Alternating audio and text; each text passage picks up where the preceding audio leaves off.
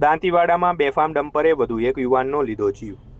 દાંતીવાડા તાલુકામાંથી એક અત્યંત દુઃખદ અને કાળજુ કંપાવી દે તેવા અકસ્માતના મોટા સમાચાર સામે આવી રહ્યા છે। જાત પાંથાવાડા માર્ગ પર બેફામ દોડતા એક ડમ્પર ચાલકે બુલેટ સવાર હોનહાર યુવાનને જોરદાર ટક્કર મારતા તેનું ઘટના સ્થળે જ કરુણ મોત નીપજ્યું છે। મળતી માહિતી મુજબ આ ભયાનક અકસ્માતમાં જાત ગામના દિનેશ માનાભાઈ રાજગોર નામના યુવાને પોતાનો જીવ ગુમાવ્યો છે। ગમખ્વાર અકસ્માતની આ ઘટનાને પગલે સમગ્ર પંથકમાં અરેરાટી સાથે શોકનો માહોલ છવાયો છે। કાળજાના કટકા સમાન મૃતક યુવાન પોતાના માતા પિતાનો એકમાત્ર દીકરો હોવાનું સામે આવ્યું છે, જેથી અકસ્માતના સમાચાર મળતા જ પરિવાર પર જાણે આપ ફાટ્યું છે।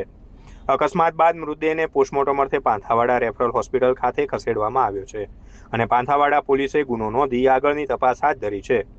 આ અકસ્માતને પગલે સ્થાનિક પ્રજામાં વહીવટીતંત્ર સામે ભારે આક્રોશ જોવા મળી રહ્યો છે।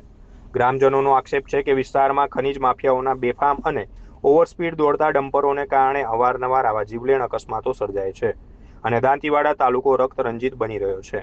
સ્થાનિકો હવે પ્રશાસન પાસે આવા કાળમુખા વાહનો સામે કડક ચેકિંગ અને કાયદાકીય કાર્યવાહીની માંગ કરી રહ્યા છે।